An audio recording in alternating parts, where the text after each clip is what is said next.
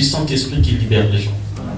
Tu peux avoir l'autre, qu'on peut faire ça, on va commencer par ça, on va finir par ça. Mais s'il n'y a pas le Saint-Esprit, les gens ne seront pas connectés à la parole. Amen. Je prie Dieu que tous ceux qui servent Dieu en cellule aient la puissance du Saint-Esprit. Amen. Que vous évoluez dans la puissance du Saint-Esprit. Allons dans Exode au chapitre 19, je vais prêcher pendant 30 minutes. Exode chapitre 19, à partir du verset 1er à 9. La Bible dit, le 3e mois après leur sortie du pays d'Égypte, les enfants d'Israël arrivèrent ces jours-là au désert de Sinaï. Étant partis des Réphidim, ils arrivèrent au désert de Sinaï et ils campèrent dans le désert. Israël campa là, vis-à-vis de la montagne.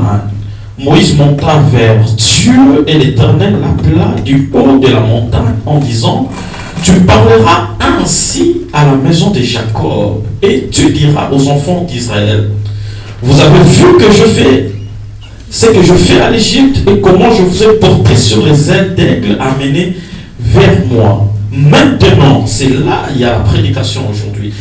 Il dit maintenant, si vous écoutez ma voix et si vous gardez mon alliance, vous m'appartiendrez entre tout le peuple.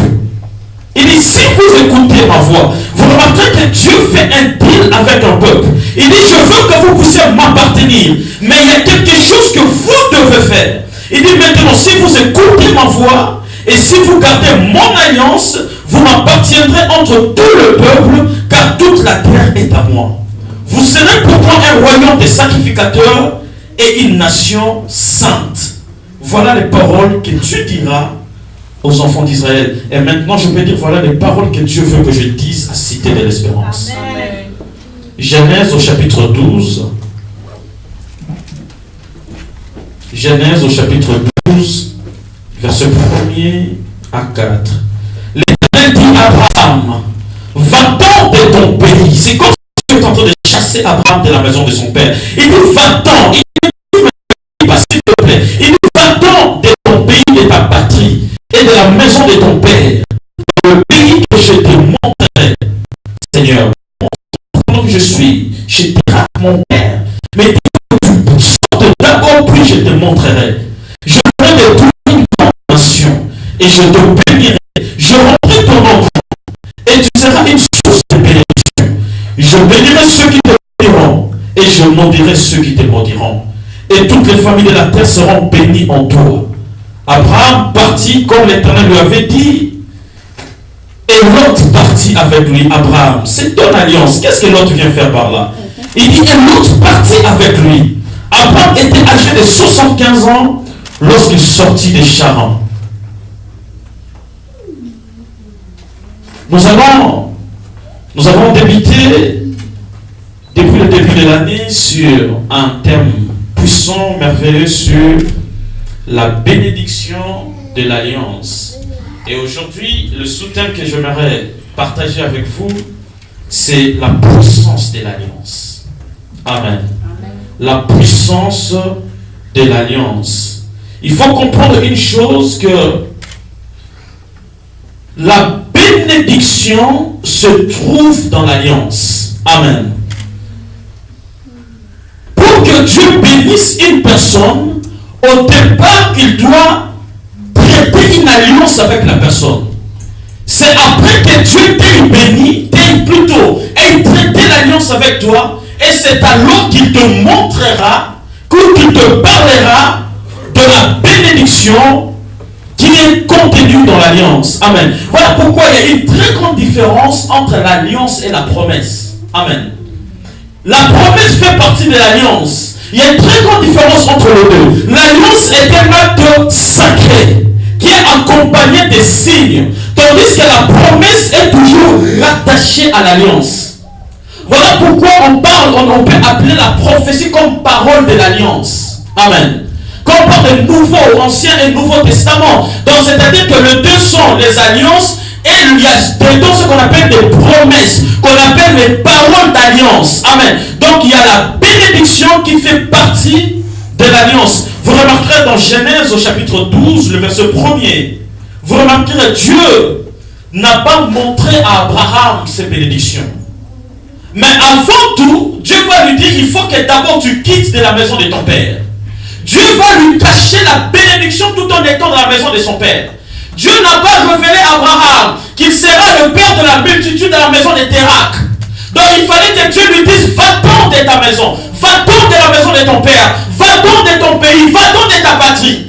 La Bible nous dit qu'il va être dehors, c'est là que Dieu va lui révéler la bénédiction. Le premier principe qu'il faut se comprendre ici, Dieu ne traitera jamais une alliance avec une personne dans la maison de son père. Dieu ne traite jamais une alliance en Égypte. Il faut que tu sois soit au désert, c'est là qu'il va traiter l'alliance avec toi. Amen. Dans l'Égypte, il n'y a pas de traitement d'alliance. Dieu n'a pas attendu Abraham. Il a dit Abraham, il y a la multitude en dedans de toi. Dans ton ventre se cache toute une multitude. Il dit, mais je ne peux pas te le révéler tout en étant dans la maison des Térak. Il faut que tu sortes. La Bible dit qu'il est sorti, c'est là que Dieu va lui dire, tu seras appelé le père de la multitude. Je prie que ce soir que Dieu te fasse une alliance avec quelqu'un. Amen. Pourquoi? Parce qu'il n'existe pas d'alliance en Égypte. Et le deuxième principe que je vais dire ici, il n'y a pas d'alliance sans l'obéissance. Il n'y a pas d'alliance sans l'obéissance. Il faut comprendre une chose, que l'alliance commence lorsque nous obéissons aux directives de Dieu. Et après avoir obéi à ces directives, c'est là que Dieu va te montrer la terre promise. Vous remarquez dans Genèse 12, verset 1er, Abraham avait 75 ans, mais habitant encore dans la maison de ses parents, habitant encore dans la maison de ses pères, habitant encore dans sa patrie, à 75 ans. Et le père d'Abraham s'appelait Térak. Térak en hébreu veut dire porte de prison. Donc Abraham était sous l'emprise de prison satanique. Il était sous le contrôle des liens de son père. Mais Dieu va lui dire, Abraham, j'aimerais te révéler ta destinée. Mais le problème est que tu dois d'abord quitter la maison des Térak. Tu dois sortir de prison démoniaque. Il n'y a pas d'alliance lorsqu'on est encore sous l'emprise des démons.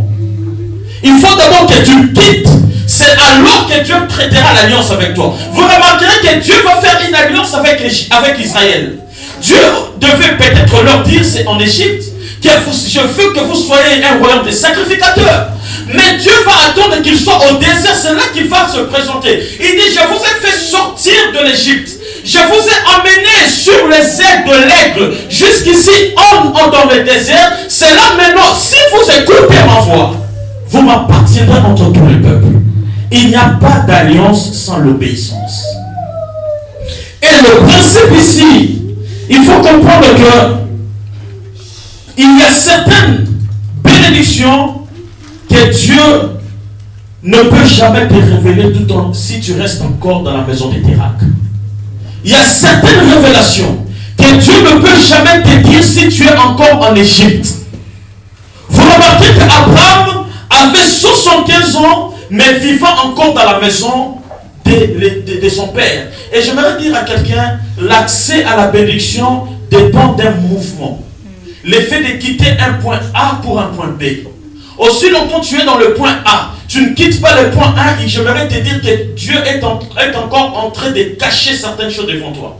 Voilà pourquoi dans le monde spirituel, dans le monde des surnaturels, Dieu ne peut pas te révéler le point B si tu n'as pas encore obéi au point A. Amen. Amen. Dieu ne peut pas. Ceux qui travaillent dans le prophétique le savent. Dieu peut me donner un nom de quelqu'un. Si je vois Rachel, il peut commencer par R. Si je ne cite pas R, il ne me dira pas A. Donc il faut d'abord que j'obéisse obéir, c'est citer R, c'est là que A va commencer à venir. Donc l'obéissance commence d'abord à respecter les premières directives. Et lorsque tu respectes le fait de quitter, c'est alors que tu vas comprendre qu'il y a une forte destinée qui m'attend devant. Dieu va dire à Abraham, va-t'en de ton pays, de ta patrie, de la maison de ton père, dans le pays que je te dirai. Et Dieu va lui cacher la bénédiction. La Bible dit, dès qu'il va quitter, c'est alors que Dieu va faire une alliance avec lui. Dieu va lui dire, Abraham, regarde, tu vois comment je donnerai ça à ta postérité. Lève les yeux vers l'Orient. Je ferai de toi le père de la multitude. Je bénirai ceux qui te béniront. Et je maudirai ceux qui te maudiront. C'est chemin faisant que Dieu va lui révéler sa destinée. J'insiste pour dire, l'obéissance précède l'alliance. Le premier commandement, c'est d'abord d'obéir à la parole de Dieu. Il y a des gens qui ont une grande destinée, étouffés, car ils ne veulent pas obéir au premier commandement. Ils ne veulent pas obéir aux premières directives. Quand Dieu te dit, détache-toi des terracs, c'est parce que Dieu sait que les terracs, c'est un obstacle pour que tu n'accèdes pas à ta destinée. Il y a certaines personnes, Dieu te dit, sépare-toi de cette personne. Détache-toi de cette personne. Pourquoi? Parce que aussi longtemps, tu ne te détaches pas de la personne, tu ne verras pas non plus la terre promise. Aussi longtemps, tu ne te détaches pas. Voilà pourquoi il y a certaines personnes qu'on peut rencontrer dans la vie, ce sont les obstacles de l'atmosphère prophétique dans notre vie. Dieu t'appelle vraiment à des grandes choses, mais le problème avec toi, tu aimes beaucoup l'encombrement. Tu veux t'encombrer avec les gens. La vie, la grande destinée est réservée à ceux qui acceptent la solitude. Amen, amen. À ceux qui peuvent être seuls. Yes. Je suis seul dans ma chambre. Même quand tout le monde m'abandonnera, mais Dieu n'abandonnera pas la mission qu'il m'a donnée. Yes. Les grandes destinées sont réservées à ceux-là qui acceptent d'être seuls avec Dieu. Amen. Vous remarquerez, Dieu va donner à Abraham l'alliance. Et la Bible déclare, au lieu qu'Abraham parte seul, la Bible dit Lot va venir avec lui. Mais Abraham, qu'est-ce que Lot vient faire par là? Lorsque Dieu m'a parlé, Lot n'était pas là. Nous voulons soutenir Dieu. Nous voulons soutenir Dieu dans ses directives. Lorsque Dieu te parle, tu n'as pas besoin de quelqu'un côté de toi. Le Dieu qui t'a parlé dans la chambre, il va susciter la provision pour soutenir la vision. Amen, amen, amen. Et ma prière ce soir, que quelqu'un sorte comme Abraham. Yes. Amen.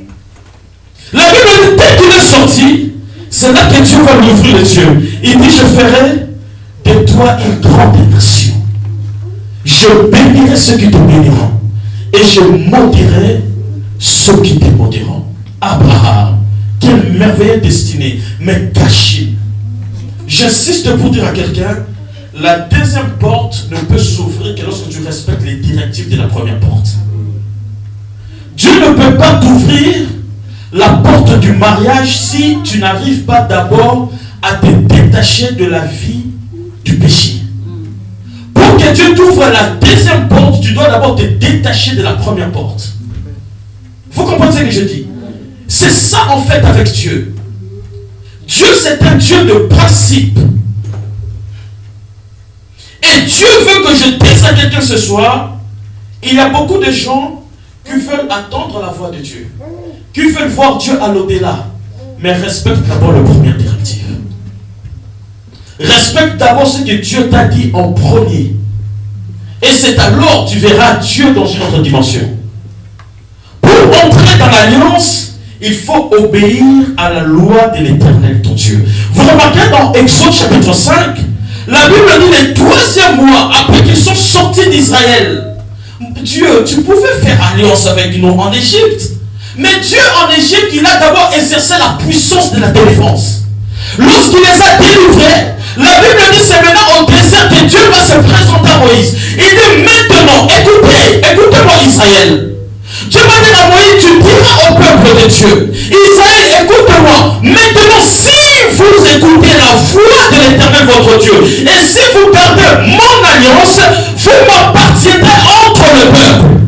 Je ferai de vous un royaume de sacrificateurs, et vous serez une nation sainte.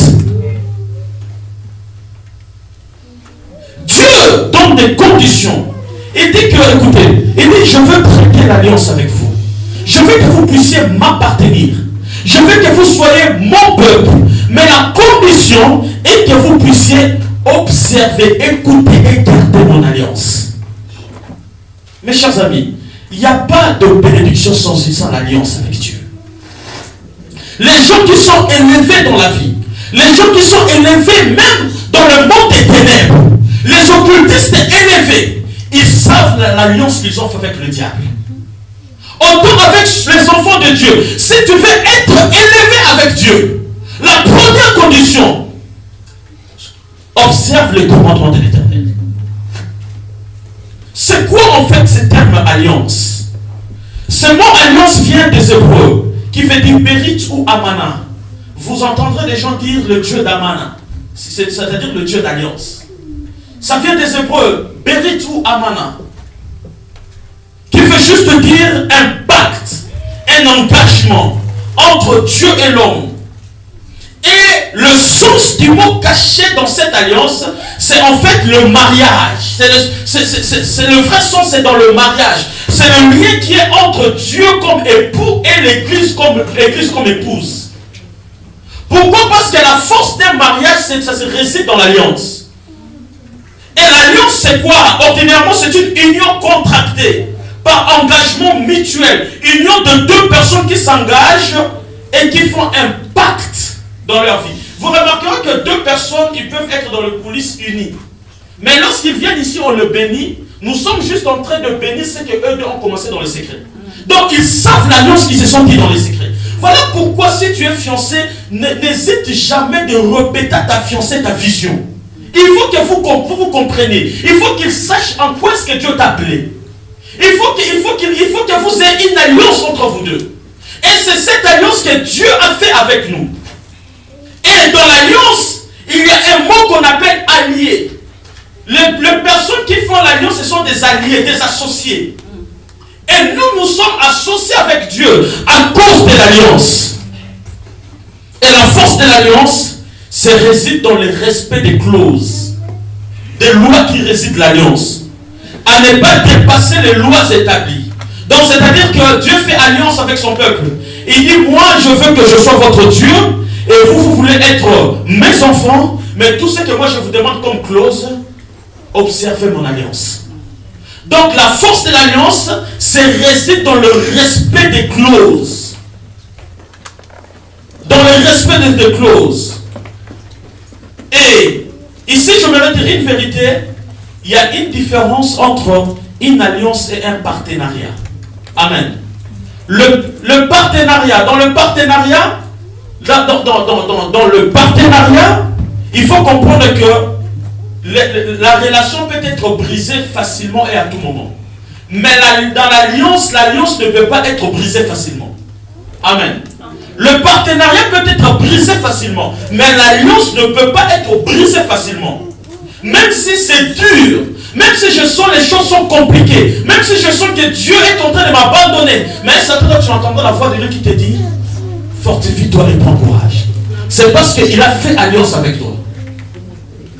Il n'y a pas longtemps, j'ai reçu un appel d'une soeur que j'encadre à Paris. Bon, que j'encadre à Paris. Elle m'appelait la nuit, je ne savais même pas si elle était en relation ou quoi. Elle m'appelait la nuit, ça pleurait, ça coulait aux narines, ça pleurait partout. Et là, Satan me dit, oh papa, je pense que je vais quitter cette maison. J'ai dit, qu'est-ce qui se passe? Oh non, mon conjoint, j'ai dit, ok, ton conjoint fait quoi? Il m'a tapé et puis je vais partir. J'ai dit, ok, mais pourquoi il y a des disputes entre vous? Oh non, j'ai dit, bon, écoute, je vais savoir, entre vous deux là, est-ce qu'il y a le mariage ou est-ce qu'il y a l'alliance du mariage ou le partenariat? Et elle dit non, c'est quoi partenariat? Je dis bon, le partenariat c'est-à-dire que vous êtes juste entendus, vous restez ensemble, avoir des enfants. Il me dit, oui, on est juste là, il est juste le père de mes enfants. J'ai dit mais c'est tout à fait normal. Parce que qu'en fait, le problème c'est quoi? Dans le partenariat, il n'y a pas une couverture spirituelle. Mais dans l'alliance du mariage, il y a une couverture spirituelle. Dieu protège le marié, non pas à cause de marié, mais à cause du sacrement du mariage. Voilà pourquoi il est très important de comprendre que l'alliance peut être brisée, ne peut pas être brisée facilement. Mais le partenariat peut être brisé. C'est ce que je lui ai dit, frère, soeur, tu vis avec un homme, vous êtes ensemble, il n'y a pas eu mariage, et qu'il te donne des enfants. Mais c'est tout à fait normal dès qu'il y a un problème que tu partes. C'est parce qu'en fait tu ne regrettes rien dans votre relation. Mais lorsque l'homme sait que j'ai dépensé mon argent pour la dot, lorsque l'homme sait que j'ai engagé Dieu dans cette relation, à un certain moment, lorsqu'il sera fâché, il se rendra compte que ça c'est la femme de ma jeunesse. Amen. Pourquoi? Parce que vous êtes couverts à cause de l'alliance du mariage. Voilà pourquoi Dieu va dire que le mariage soit honoré de tous. Il dit non, écoutez, il dit pas le marié, mais le mariage. Amen. Le mariage, c'est l'institution. C'est comme en fait, c'est comme l'institution qu'on appelle à Kinshasa le Sénat. Donc c'est-à-dire que ceux qui sont dans le Sénat doivent vivre selon la loi du Sénat. Donc que le marié vive selon la loi que régisse le mariage. Et c'est ça la force de l'alliance. Voilà pourquoi un mariage ne peut pas être dissous facilement. Vous comprenez? Pour qu'il y ait un divorce, ça prend beaucoup de choses. Ceux qui sont mariés, lorsqu'ils entament le divorce, tu es en train d'avoir de briser l'alliance avec vous deux. Deux, tu brises l'alliance avec Dieu. Trois, tu brises l'alliance avec la société, la famille. Quatre, tu brises l'alliance avec l'État. Et voilà pourquoi il y aura beaucoup de réconciliations. Et à un certain temps, Dieu va mettre... Voilà pourquoi il y a des mariages, même si la femme est têtue, mais à un certain temps, Dieu dit, ils ne vont pas se séparer parce que moi, Dieu, je bénis ce mariage. Vous êtes couverts par le mariage, par cette alliance. Voilà pourquoi je dis toujours aux gens, peu importe l'âge que tu as, ne va pas t'associer à un homme par partenariat. Sois patient. Ici, on bénira le mariage. Même à 80 ans, on va bénir ton mariage. Ça m'étonne de voir des jeunes filles aussi belles, à 25 ans, très belles, avec un nez pointu comme la tour de Manhattan. Mais tu vas dans un partenariat avec un homme. Et puis tu es là à l'aise. 2 enfants, 3 enfants, 4 enfants. Il n'est pas marié. Mais c'est quoi ça? Tu ne donnes pas du poids à ta beauté. Moi que je suis, que je sois une femme avec le fier que j'ai là. Mais ça ne va pas marcher. Ça ne va pas. Devant une jeune fille, il sort d'un appartement, tu checkes là, il vient avec une chambre blonde là, et puis ils ont déjà des enfants. Mais tu ne te donnes pas du poids. Pourquoi? Parce que lorsque les problèmes viendront, Dieu ne vous connaît pas. Dieu ne va pas vous protéger. Vous voyez papa Joseph et maman Karim qui sont là. Maman vite. Dès qu'ils ont des problèmes, Dieu va leur protéger à cause du mariage. C'est le mariage qui le couvre. Vous comprenez ce que je dis? Mais si toi tu vis dans une relation où il n'y a pas de couverture de mariage, quand il y aura des problèmes, Dieu permettra qu'on te frappe. C'est ça le partenariat. C'est ça le partenariat. Donc il n'y a aucune couverture. Mais dans l'alliance, il y a des clauses. Il y a des clauses. Donc c'est-à-dire que Dieu dit, il faut que tu respectes cette clause et moi aussi je ferai ma part. Je prie Dieu qu'il n'existe jamais de partenariat dans cette église. Que Dieu libère l'onction des mariages. Et deuxième principe dans l'alliance, il faut comprendre que l'alliance est une relation caractérisée par des promesses. Les promesses font partie de l'alliance. Vous remarquerez dans Genèse 13, verset 14, Dieu va parler à Abraham de quitter la maison de son père. Et Dieu va lui cacher la promesse. Abraham va malheureusement prendre Lot avec lui. La Bible dit un certain temps lorsqu'ils sont arrivés quelque part. Voilà pourquoi j'aime dire aux gens, s'il te plaît, ne prends pas n'importe qui avec toi. Il faut prendre des gens qui comprennent ta vision. Amen. Il y a certaines personnes, aussi longtemps que tu es avec lui, tu ne verras pas ta destinée. C'est vrai. Lot, il était le neveu d'Abraham, le fils du frère d'Abraham. Dieu va parler à Abraham, va-t'en. Et Abraham, je pense que c'était du sentiment. Alors tu viens avec moi, tu vas me soutenir. J'ai besoin d'un intercesseur. Tu n'as pas besoin d'un intercesseur, tu as besoin de toi et Dieu dans la vision. Amen. Et Dieu pourvoira la provision. Il y a certaines personnes, aussi longtemps que tu es avec eux, tu seras aveuglé. Écoutez-moi. mes chers amis, Dieu est contre la division, mais pour la séparation. Il y a certaines séparations que Dieu peut te permettre pour te permettre d'entrer dans ta destinée. Dieu peut te séparer de quelqu'un. Tu te dis, mais pourquoi tu pleures la nuit? Tu regardes le plafond. J'aimais beaucoup la personne. Mais écoutez, derrière ça, Dieu voit Cana. Dieu veut te faire entrer à Cana. Parce qu'aussi longtemps que cette personne est là, quand tu avanceras 2 pas, lui va te tirer en arrière 3 pas. Tu vas faire du surplace. C'est comme ça. Avec ce qui s'est passé avec Abraham. Dieu va lui dire, va-t'en. Et lui, il va prendre l'autre. La Bible dit, chemin faisant, lorsque l'autre est venu, il a vu seulement Sodome et Gomorrhe. Dans la Sainte-Temps, ce n'était pas encore détruit par Dieu. Il voit le fleur, il voit tout est beau, tout est arrosé. Il va se précipiter. Voilà pourquoi j'aime dire aux gens, apprenez à marcher avec des gens spirituels. L'autre, c'était l'image de chrétiens charnels. Des chrétiens qui aiment tout ce qui frappe par la vue. Les chrétiens, lorsqu'ils voient seulement une fille, ah, je l'aime, est-ce que tu as checké dedans? Des chrétiens, lorsqu'ils voient un homme, ah, il est beau, tu vois sa cravate, tu vois, il parle un bon français, hein, mais il n'a pas la grâce, c'est un magicien caché. Tu vas souffrir un jour. L'autre, c'est l'image de chrétiens charnels. Les chrétiens qui tout ce qui brille pour lui, c'est l'or. Alors que tout ce qui brille n'est pas l'or. Le garantie brille plus que l'or. Ça, c'est l'autre. Il va juste voir Sodome et Gomorrhe. Il dit, waouh, moi je prends ici. Et puis il est parti. Et la Bible dit, j'aime Abraham. Abraham est resté dans le monde de Mamré. Et c'est là qu'il est resté seul. C'est là que Dieu commence à lui parler. Abraham, lève les yeux, regarde. Tu vois cette terre-là, je donnerai ça à ta postérité. Je ferai de toi une grande nation. Je bénirai ceux qui te béniront. Et Dieu a fait alliance avec Abraham lorsqu'Abraham est resté seul. Ce n'est pas lorsqu'Abraham est avec l'autre. Il y a certaines révélations que Dieu te donnera que lorsque tu accepteras à être seul. C'est lorsque tu accepteras à être seul. Je ne donne pas vraiment ce témoignage. Il y a maman Ruth qui est là. Elle était venue dans cette église, elle pleurait. J'ai dit, maman Ruth, mets-toi là, on dort ici, moi et toi, dormons là. Mais regarde comment Dieu l'a béni avec un bel homme. Acclame-moi un peu pour papa Jésus.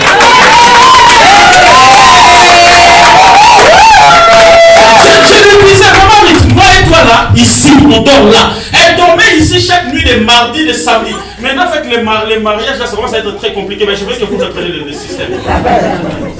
Elle dormait ici, on dormait là. Mais aujourd'hui, Dieu l'a récompensé. Amen. Mes chers amis, écoutez, ceux qui doivent partir, laissez-le partir. Ceux qui doivent partir, laissez-le partir. Amen. D'ailleurs, avant lui, tu étais seul, tu vivais bien. Et après lui, tu seras bien. Amen. Mais Dieu qui t'a donné la vision sera avec toi. Amen. L'autre, c'est tout ce qui est charnel. Moi, j'aime, tu vois, il parle bien, tu vois, prophète, tu vois, moi, quand j'étais avec lui, hé, sœur, arrête. Arrête cette aventure-là. Quand il n'était pas là, tu étais bien. Vraiment. Tu as Jésus. Amen. Un point et trait. Vous savez que ce soit l'homme ou la femme, nous tous, nous sommes épouses devant Jésus. Un homme qui a besoin d'une femme, écoute, marie-toi d'abord à Jésus.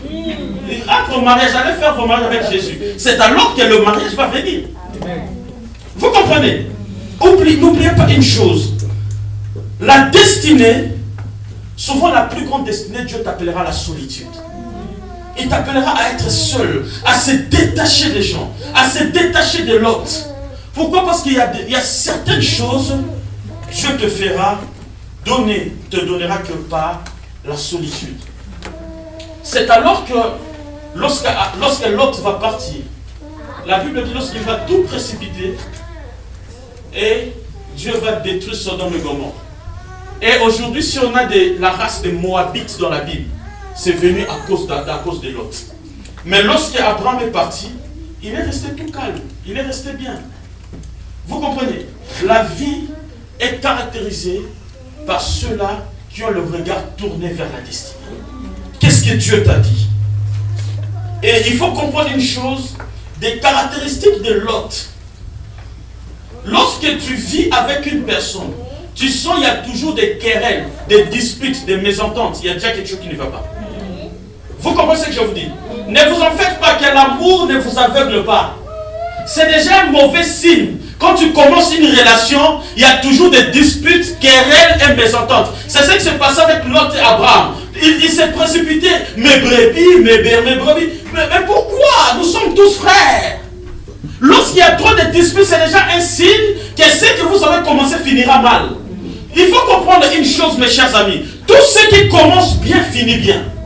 Et la manière dont tu commences quelque chose influence toujours la suite. C'est comme je parlais avec une soeur païenne qui me disait, prophète, mais tu vois, ça doit être soit on ça va bien, non, tu as un problème sérieux, toi. Comme moi, je suis là, un homme calme comme moi, que j'ai une femme qui me fait tout le temps parler. Mais comment je vais préparer mes prédications? Ça ne marche pas. S'il y a trop de disputes, ce n'est pas un bon signe. Ce que tu négliges aujourd'hui te rattrapera demain. Amen. C'est ce qui s'est passé avec Abraham et Lot. Est-ce que Abraham a dit, ok, Lot, partez, laisse-moi seul. J'ai pris Dieu de chasser Lot à côté de toi. J'ai pris Dieu de chasser Lot à côté de toi. Sois seul. Même si ça va traîner, tu te marieras. J'ai pris Dieu. Pourquoi il y a certaines personnes qui vont rendre ta marche aussi lourde? Pourquoi? Parce que dans la vie, il faut comprendre.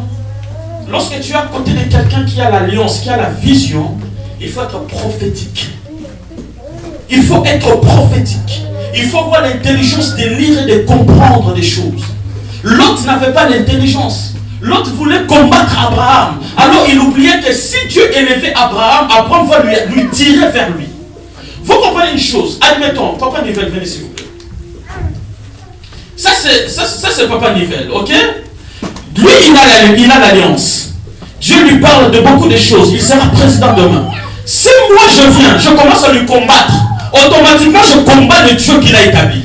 Et automatiquement, je suis en train d'être maudit. Parce que moi je combats l'alliance. Ce que moi je dois faire, je dois soutenir Papa Nivelle d'avancer. De sorte que lorsque Dieu va lui lever, il va m'attirer vers lui. Il m'attirera vers lui. Parce qu'il ne permettra pas que moi qui l'ai soutenu en secret, que je commence à souffrir pendant que lui il est élevé. Amen.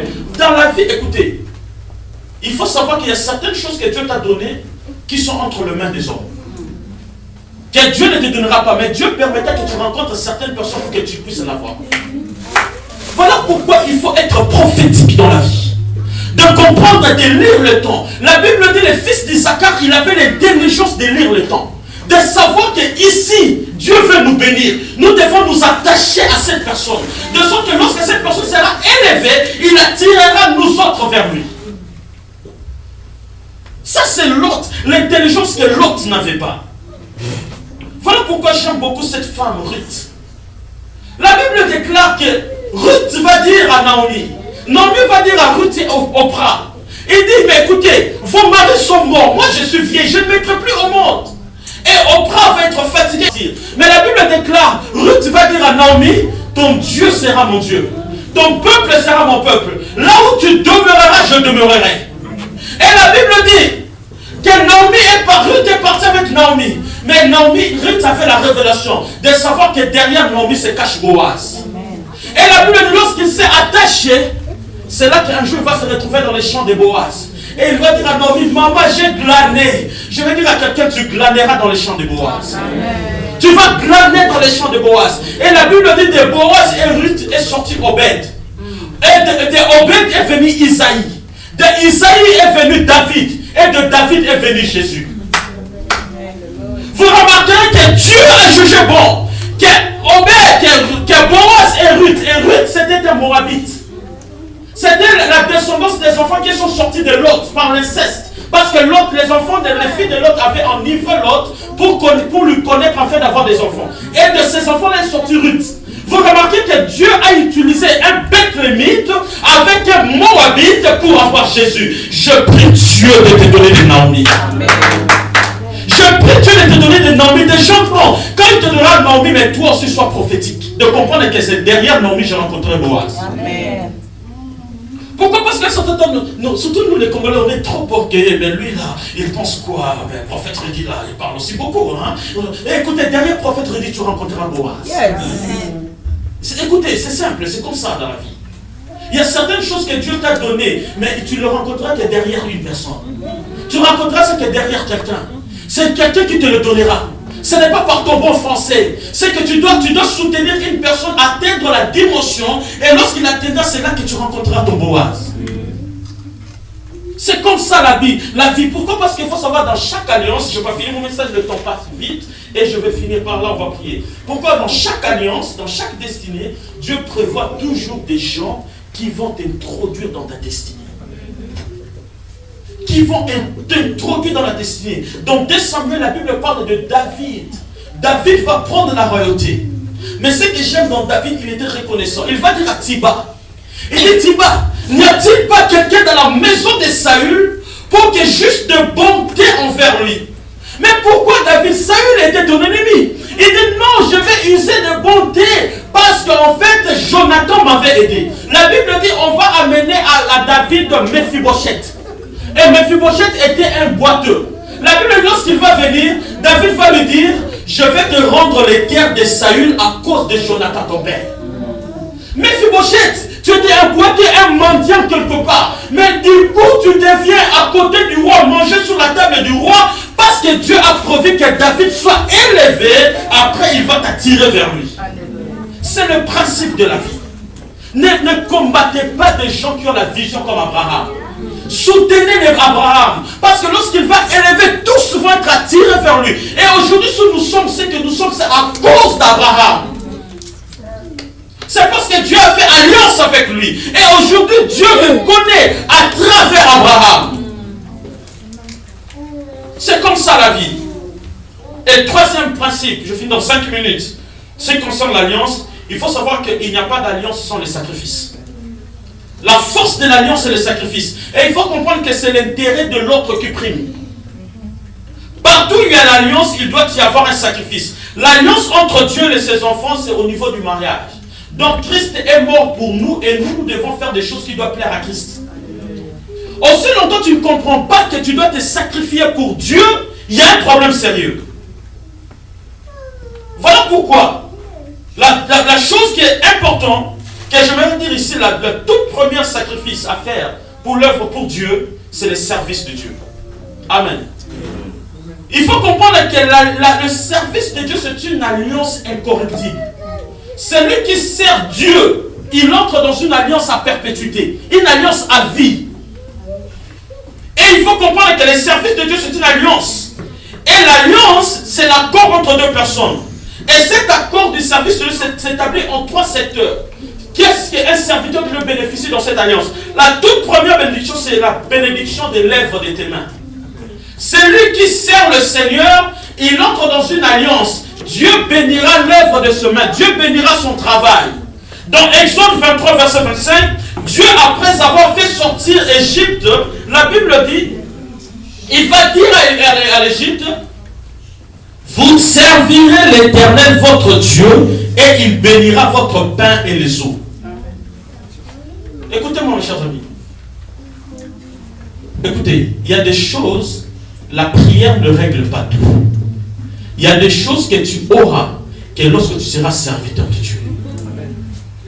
Il dit, vous servirez l'Éternel votre Dieu, il bénira votre pain et vos eaux. C'est-à-dire Dieu dit, il y a ma part, il y a votre part. Votre part, c'est être dans mon service. Et ma part, c'est maintenant de protéger l'œuvre de vos mains. Voilà pourquoi vous remarquez dans une famille où le père a eu beaucoup d'argent, il a acheté beaucoup de parcelles, il a acheté beaucoup de maisons. Mais à un certain temps, vous comprenez que les gens, on commence à perdre de biens. On perd. Et les gens se retrouvent locataires. Pourquoi? Parce que le père n'a pas protégé ses biens. Il n'a pas servi Dieu. Il a juste acheté de l'office de Dieu. Alors, lorsque les problèmes arrivent, Dieu permettra que tu perdes tout. Pourquoi Dieu ne protégera pas l'œuvre de tes mains? Il ne protégera pas tes biens. Voilà pourquoi l'alliance la plus efficace, il faut servir Dieu dans sa jeunesse. Il faut servir Dieu. Il faut servir Dieu. Et il faut savoir que l'argent, les occupations ne peuvent pas être un obstacle pour servir Dieu. Écoutez, on ne sert pas Dieu parce qu'on manque à faire. Amen. On sert parce que tu es chômeur, on te voit régulièrement à l'église. 12 heures tu es là. Mais dès que tu as un travail, il y a des excuses. Hey, On ne sert pas Dieu parce qu'on manque à faire. Je suivi un témoignage de l'apôtre T.D. Jakes aux États-Unis. L'homme le plus riche de son église, pasteur Doudou, c'est un multimilliardaire qui a 10 milliards de dollars dans son compte. Et vous savez qu'est-ce qu'il fait comme travail? Il est portier. Le culte commence à 8h30. L'apôtre dit ceci, que lui, il est toujours là à 6h. Pourquoi? Parce que c'est une grande communauté de plus de 20 000 personnes. Donc, c'est-à-dire il y a des gens qui entrent déjà à 6h30 pour se mettre devant pour mieux suivre la prédication. Et on lui pose la question, mais avec tout est bien, qu'est-ce que tu fais à l'église? Il dit, écoutez, si j'ai la stabilité dans mes affaires, c'est parce que je sers Dieu. Il n'a même pas de ministère de direction, il n'est même pas choraliste, il n'est même pas prédicateur, mais c'est un portier. Lui, il est chargé d'être là. Ouvrez la porte, fermez la porte. Ouvrez la porte, mais dans son compte béton, 10 milliards. Mais il y a certaines personnes qui ont des 1000 dollars pour en fait commence à t'appeler, prophète aussi, hein, ça s'appelle frère, tu es en train de s'aimer dans le désert. Le service de Dieu protégera tes avoirs. Amen. Amen. Dieu t'a donné un travail de 14 dollars de l'heure, ça commence à être excuse sur excuse. Ça, c'est l'esprit de pauvreté qui te réclame à faire de ce travail. Dès que tu as un 2000 dollars dans ton compte, on est déclaration d'impôt, c'est maintenant. Il ne faut pas oublier les dire. Dès qu'on te fait un dépôt de déclaration d'impôt, 3000 dollars, McGill, Zara. Même le dimanche, à l'heure du culte, Zara. Hey! Écoutez-moi, mes chers amis. On doit servir Dieu même si lorsqu'on est occupé. Amen. Jésus-Christ a dit quelque chose aux disciples. Il a dit, rendez à César ce qui est à César. Et à Dieu ce qui est à Dieu. Donc c'est-à-dire il y a des choses qui sont entre nos mains qui ne nous appartiennent pas. Donc c'est-à-dire l'heure de César, je dois aller au travail. Mais l'heure de Dieu aussi, je dois être là et à temps. L'œuvre le plus professionnelle sur la terre, c'est l'œuvre de Dieu. Ça veut être professionnel. Ça me fait mal parfois quand je viens. Je vois que les choses sont en désordre. Ça fait mal. Pourquoi? Parce que je sais. Une fois, je suis allé à Ekankar. J'ai vu comment, vous connaissez les églises d'Ekankar, là où il y a beaucoup d'occultistes, ils ont beaucoup d'argent là. Je fais un tour une fois là-bas pour voir, pour gagner l'âme de quelqu'un là-bas. Je fais quel professionnalisme que les gens ont. Ils viennent dans leur loge, cravate, tout ça, bien. Il n'y a pas quelqu'un qui est en t-shirt. Mais ce n'est qu'à l'église, on vient comme on veut. Mes chers amis, l'église doit être un endroit où on est très propre. Un endroit où on s'habille très bien.